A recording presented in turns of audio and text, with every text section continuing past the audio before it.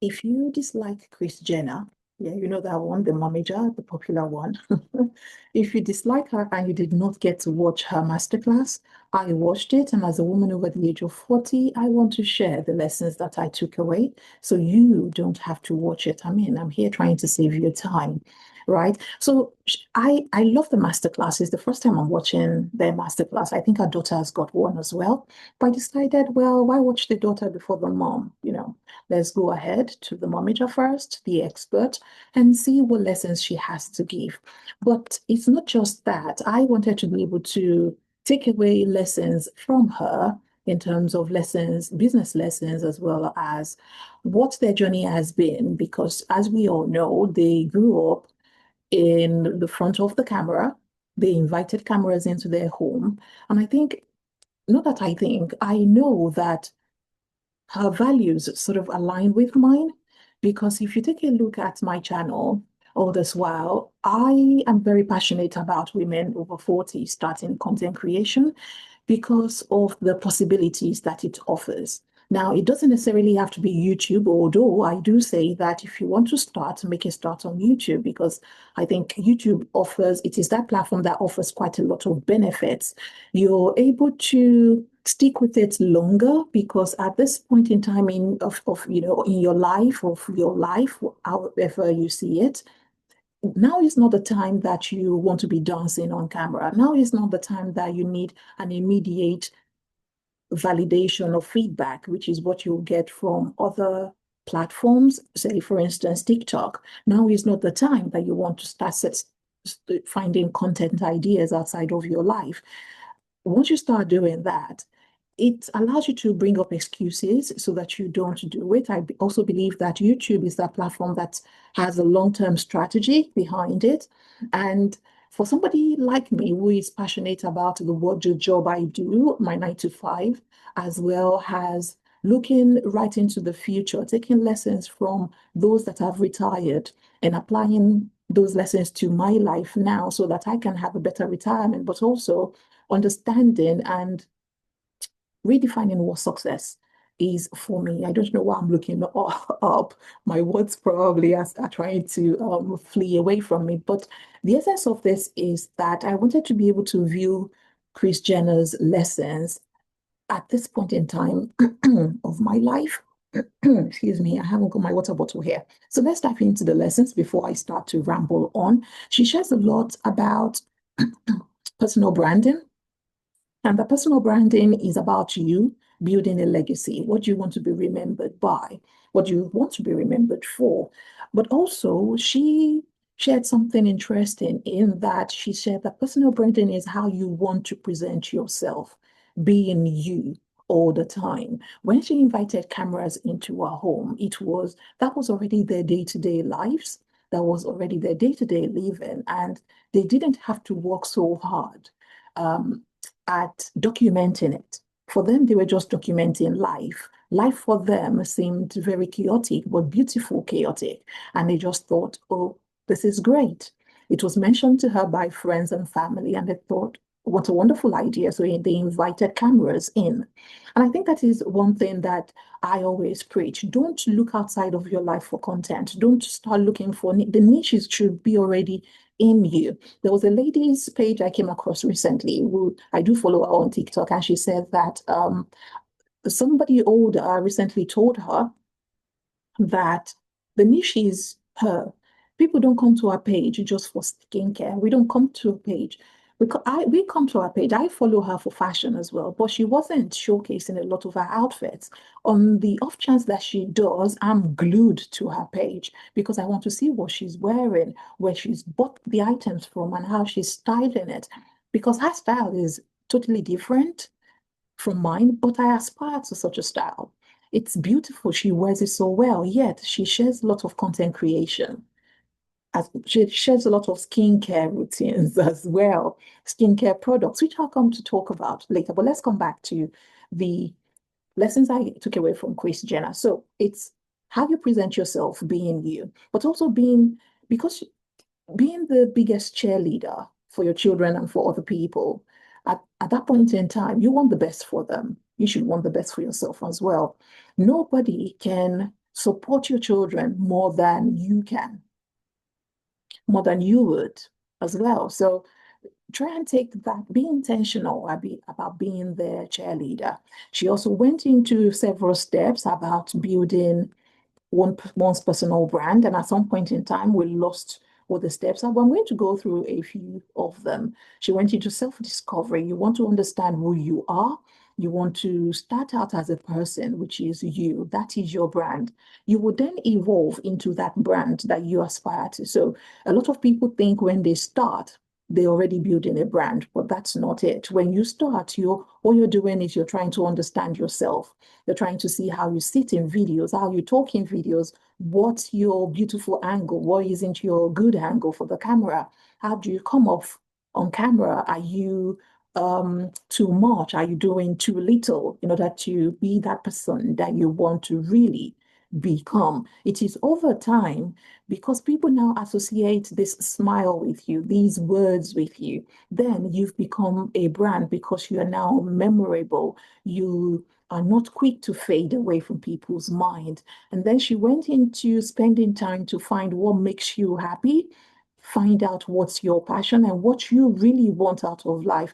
A lot of people are walking through life wanting what their parents wanted for them. And because they lost the idea of what they really want, now when they have children, they're trying to force their dreams on their children, live vicariously through their children, which shouldn't be, and it's totally wrong. Then Kris Jenner also went into loving what you do. Find what you're really good at and love what you're doing, and then you'll evolve. Because when you're doing it, you don't know that you're growing in it. And the more you grow in it, the better you become. You develop mastery and then you evolve. At different points, you will evolve. And that is when people then say, you're trying to pivot or you want to pivot. Be ready to pivot. Then the next thing she said was you have to be authentic. Document the way you are. You don't want to be Beyonce online. And when people meet you, they meet a completely different person.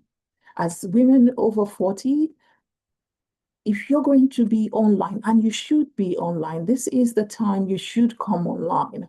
I will share in another video the reasons why you should do that. But if you are deciding to take the plunge and come online, decide to be yourself, decide to document the way you are. Millie in Denmark is a wonderful, wonderful creator that I go to her space for. And I'll tell you when we get to another point that Kris Jenner shared. Then go and create a vision board. You know what you want. Have big ideas. Be not afraid. Do not be afraid to dream big. Even if it feels out of reach at this point in time, go ahead and dream big because it is very good for you. Then be your best self every day. I know it can get tiring and people will say that. I would say that because I work in HR, but be your best self every day. Take a good look at yourself in the mirror and think, is this how I want to step out? If that is not how you want to step out, feel free to change those clothes, feel free to change the lipstick, feel free to rub off the makeup or put on your makeup and then step out. But she does say that have the best attitude. It's not just about the clothes you wear, have the best attitude. Don't be a terrible person. I don't want to use the word. Don't be a terrible person when people meet you. Be the one that is warm and embracing because you just don't know what people are going through, but also always give it your best. Whatever it is you're trying to do, give it your best, knowing that other people are doing what they love and they are doing it diligently serves as inspiration to you. Then think of your strengths. What are you really good at and build from there? Not from your weaknesses. Don't think, oh, I've got crooked face or crooked teeth and I'm not going to do this. You want to think from the good aspects of you, your own strengths, the things that people have complimented you on, and start to build from there. Start from where you are, as I always say. People pay attention to your background, the stove, the wardrobe, the shoe rack. People do pay attention to those things. So if you want to make it bland, fine. If you want to keep those things out of camera lens, fine. That is really good. So you never know how you are sowing the seed because those teacups that people are saying in the background, and you're thinking that, oh, maybe we shouldn't, you never can tell. One day, there might be a teacup vendor or a teacup company that wants to associate with you as a result of seeing your style in the background. It doesn't matter what your home looks like. If that is the way your home is, if that is how you would welcome visitors into your house, then keep it as it is. I've seen artists in very messy studios, but that's not because they're creative. That's because they're just messy themselves and they love it like that. People are drawn to people like that as well. There are people who film from very organized bedrooms. That's their home. It becomes a different thing when they have to constantly tidy up before they can film. Then it becomes a chore. And that creates an excuse, a roadblock for them to do it. You're not going to stay with it if you don't remove the excuse, in essence. And then going further, she said that if you start, don't stop. Just continue. Find your audience. When you start, don't stop. Whatever it is you decide to do in life, if it's a book you want to write, start it. Don't stop. Don't give up because you just don't know when you're going to hit gold. Then connect with your audience, like their comments and reply to them. It's how you're going to build an audience. She also said that your audience may like you for your different personalities, your passion. So be not afraid to show up as who you really are. If you're somebody with a quirky, with some quirks or excellent sense of humor, bring it. If you are extremely warm and jovial and bubbly, bring that out as well, because you just don't know the roles that you hold. The next thing she mentioned was that be willing to build trust with audience or with people by sharing in your own way.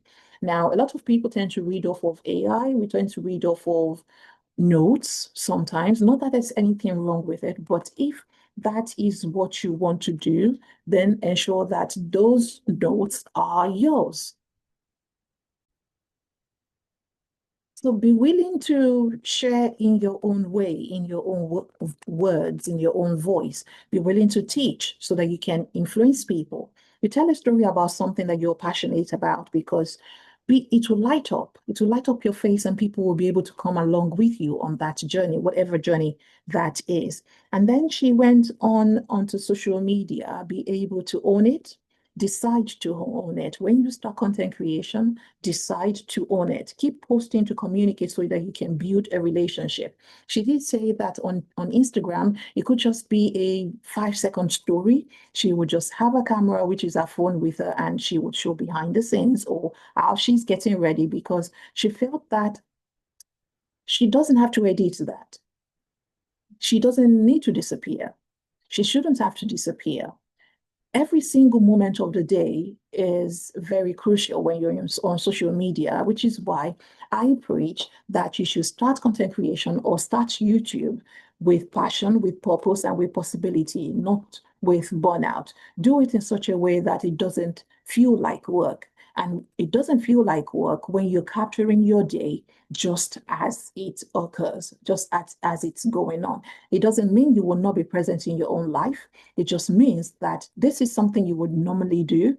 You would do it anyway if the camera wasn't there. Well, why not give yourself the opportunity to just to capture it? So she did say that keep posting to communicate so you can build a relationship with your audience, but also keep posting about something. It doesn't matter what it is, just post about something. It could be something you heard on the news. I could talk about everything I've learned today from the news. I've watched Rees-Mogg, I've listened to PLO, Lumumba. It's just the way in which content creation has taken me today. I could talk about the movie I've watched probably twice now and the lessons I've taken away, why it's bringing me joy, why it's making me excited, the conversations I've had today. Those are content ideas. You don't necessarily need to have the right titles in order for them to go viral. That's not what it is. Those are just content. When you decide to do this, make sure you capture it in your own way. You're simply documenting your thoughts, you're documenting this phase in your life. And then she did say that it doesn't have to be long. That's what shorts are there for. If you're on YouTube, make use of shorts. If you're on Instagram, make use of your reels, your stories. I'm not too familiar with that. If you're on TikTok, just set it up. I follow a corporate girly. I can't remember her name, but she's a Black mom who lives in Kent. And every single day she posts nothing viral, but just parts of our day. And it's so relatable. We can see where she's going. We are following her on our own journey there. But why are you following people when you can actually be capturing your own journey? That's the idea of this. She did say also, Kris Jenner did say also that use your time and content wisely. Make it once and spread the content out to all other platforms. That's if you decide to grow on all other platforms. I'm not an advocate of that because I don't want you to burn out. But if this is something you really want to take seriously, then go on and do it. And then don't create drama. Be a place where people want to come, a place that is wholesome, a place that is authentic. This is why I shared earlier on the channel, Millie in Denmark. Such a beautiful, beautiful woman. If I ever feel down, you will find me on a channel, and a community is so beautiful as well. They're very engaging, they're very thoughtful, very calm environment. If you happen to know Hindsight is a creative on Spotify and on YouTube as well. He calls this sport the #1 chilled sport on the internet, and I think it is so apt. You get onto his channel, Hindsight, and it's so calming. You will live better than you came there. Honestly, it's a place on the internet we should all be every single day. It's calm, it's authentic, and know how to handle haters with grace. That is one important thing I also took away.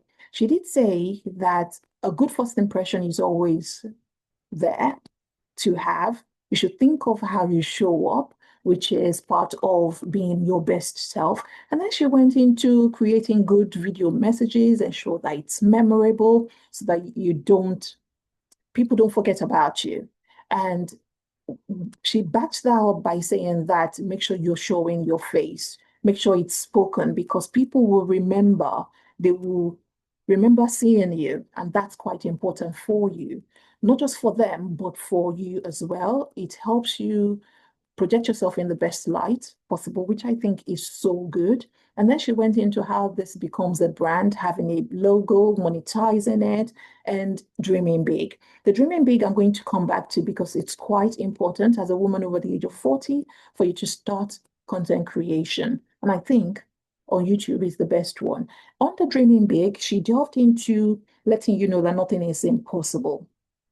Remember, I shared earlier on that my channel is about inspiring you to start content creation with purpose, with passion, and with possibilities so that you can have a better life, freedom in retirement. That's the ultimate goal for me. And retirement, I'm seeing now, is being redefined by a lot of people. No, a lot of people are not waiting until their 50s before they retire anymore. I saw a video earlier today, actually, where a woman said she's retired at 49. So the number is really coming down. We're redefining what retirement is all about. So dreaming big, knowing that nothing is impossible, but also do it your own way. You want to do it in such a way that it feels comfortable for you. You want to do it in such a way that it is consistent for you. Consistency is not essentially showing up every single day. Consistency for you could be once every week. It could be twice every week. It could be every other day. There are people who drop videos every other day. What's this? My favorite vlogger, Kristen. No, it's not Kristen. Carrie Whelpdale. Carrie Whelpdale is a daily vlogger. Not every single day, but she vlogs every other day and she drops videos about 3 to 4 times in a week. She's a British content creator, and that is all she does. She has over 150,000 subscribers vlogging her life. You can imagine that. So if you're a woman over the age of 40, this is something you want to definitely be doing. Anyway, those are the lessons I picked up and took away from watching Kris Jenner, the masterclass. I hope that you have enjoyed this, and thank you for spending time with me.